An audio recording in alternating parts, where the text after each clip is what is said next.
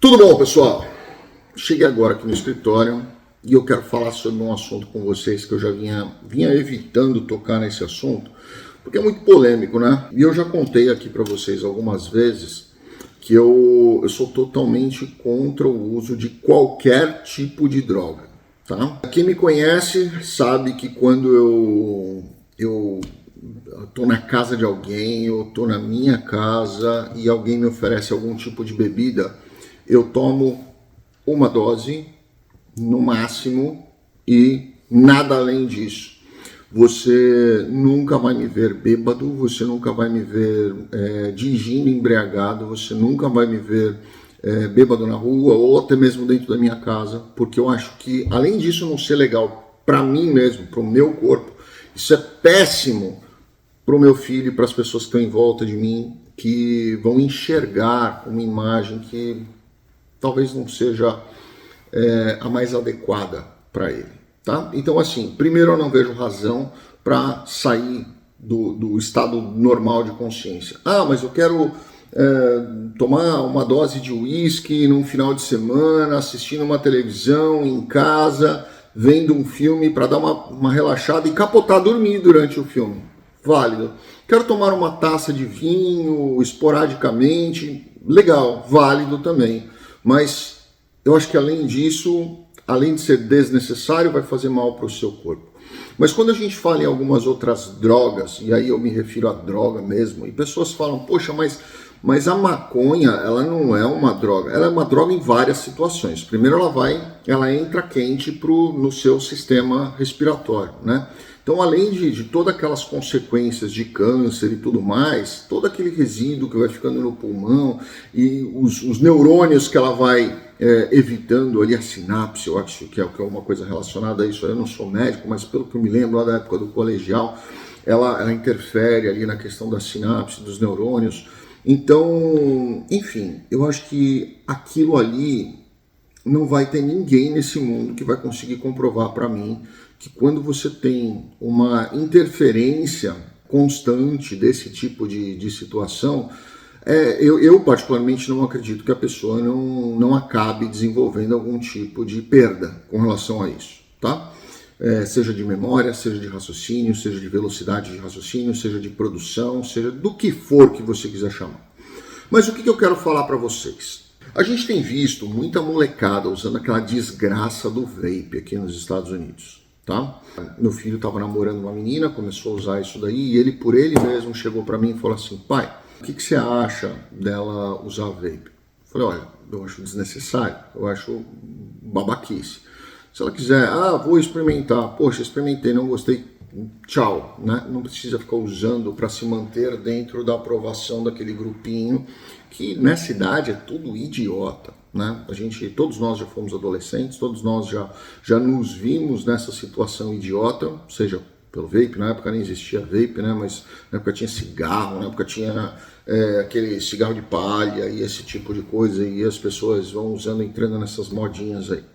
E aí ele acabou terminando com ela, foi por opção dele, não foi por interferência minha não, tá? E o que aconteceu hoje?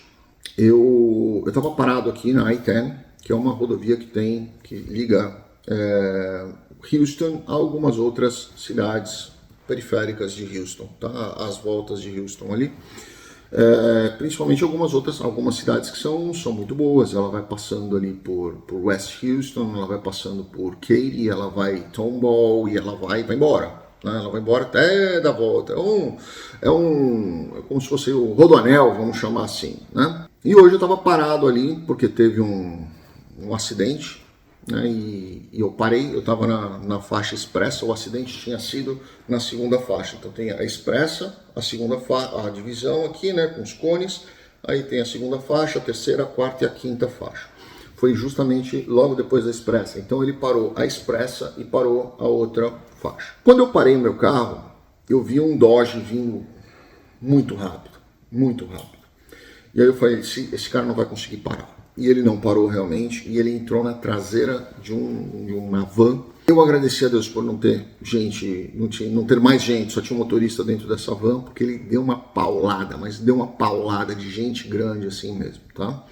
E aí de dentro do Dodge, desceram. Na hora que aconteceu o acidente, eu abri a porta do meu carro para ver se o cara da van estava bem, né? O cara que estava no Dodge, putz, ele foi o culpado. Então, assim, a minha maior preocupação era que não era o culpado, né? Então, fui lá ver o que estava acontecendo. Na hora que o cara do Dodge abriu a porta, eram 4 moleques de 19 anos, 18, 19 anos. E na hora que ele abriu a porta do Dodge, veio aquele cheiro de maconha, assim, absurdo. E o cara da van bateu a cabeça ali no volante, não abriu o airbag, ele bateu a cabeça no volante mesmo com cinto. E não sangrou, mas fez um galo assim na hora, que parecia um cupinzeiro no meio da testa do cara, parecia um unicórnio o cara lá, coitado, era um mexicano, virou um mexicano unicórnio.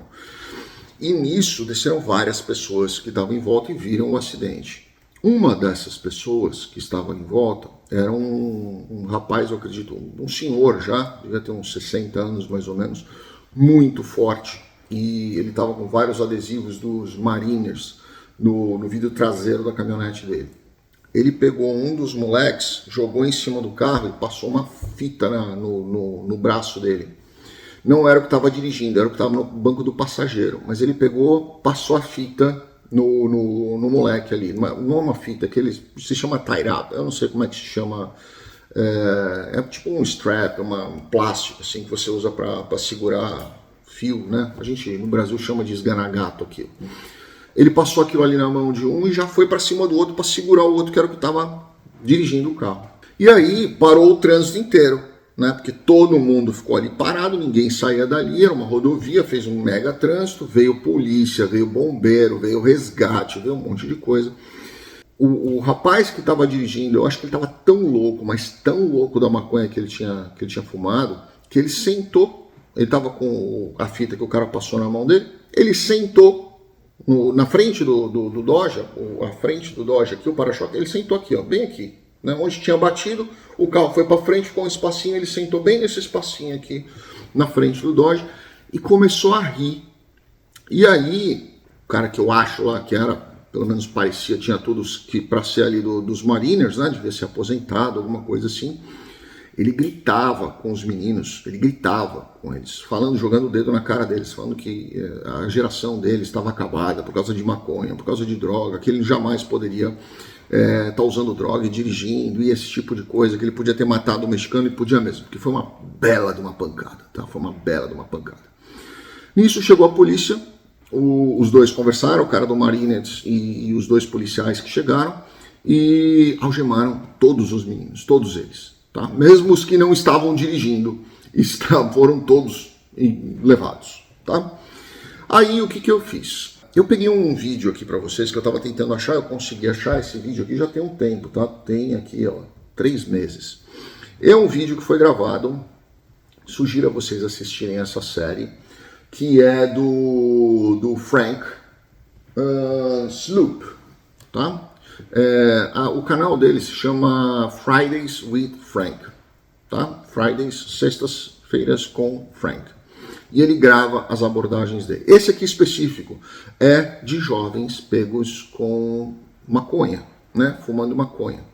E muita gente acha que maconha é legal nos Estados Unidos. E ela não é bem assim, tá? Então eu vou ler aqui para vocês um trecho. Eu vou deixar o link do vídeo do Frank aqui na descrição para vocês assistirem, porque se eu colocar aqui o YouTube vai bloquear o meu vídeo por causa de direitos autorais. E como o canal dele é muito legal, eu quero também que vocês vão lá dar uma olhada no canal dele, tá? O que ele fala aqui, ó? A legislação diz que até este momento, em 2024, eu estou lendo agora, se mudar alguma coisa, mudou, tá? É ilegal para qualquer menor de 21 anos, nos 50 estados dos Estados Unidos, a utilização recreacional de maconha, tá? Existem alguns estados, por exemplo, como Illinois, Pensilvânia, Connecticut, que eles permitem a maconha para alguns jovens em caso de tratamento, certo? Mas, infelizmente, a gente vê muitas pessoas aí pegando receitas falsas, chegam ali no médico, que geralmente trabalha dentro dessas lojas que vendem essas coisas, e falam, olha, eu estou muito triste, eu estou muito depressivo, eu tinha um formigueiro de estimação e as formigas se mudaram dali e eu não consigo ver mais as minhas formigas e isso tem me gerado muita ansiedade, eu preciso que o senhor me prescreva maconha. E aí o médico ali, querendo ganhar um dinheiro, ele vai prescrever a maconha, né? E muitas vezes um adulto compra e dá isso aí para um menor de 21, o que é crime. Em qualquer situação, dirigir fumando maconha, dirigir embriagado, dirigir tomando inclusive remédios controlados é caracterizado de DUI, que é um crime. E esse crime pode sim te trazer muitas consequências. Então, sugiro às pessoas que pensem um pouco melhor aí, reflitam um pouco melhor sobre essa questão dos valores e orientem bem os seus filhos com relação a isso, né? Eu tenho visto muitos jovens aí empolgados com essa questão, principalmente do vape, onde eles colocam cannabis ali dentro do vape e acham isso super legal e tudo mais. E eu acho que a gente está formando uma geração de idiotas, porque esse moleque, em vez de estar estudando, ele está loucão. Em vez de ele estar se aperfeiçoando em alguma coisa, entrando em algum mercado, abrindo um livro ou se posicionando num mundo de 8 bilhões de pessoas concorrendo com ele está loucão. E se o pai e a mãe não estão em cima cuidando dele, a rua está cuidando dele, tá? Então, deixo essa sugestão aqui para vocês. Sugiro que, por favor, fiquem de olho com isso, porque, infelizmente, além dos traficantes ilegais, hoje nós temos os traficantes legais, que eu ia dizer que a esquerda tanto protege, mas aí eu seria um pouco injusto, porque não é só a esquerda que tanto protege.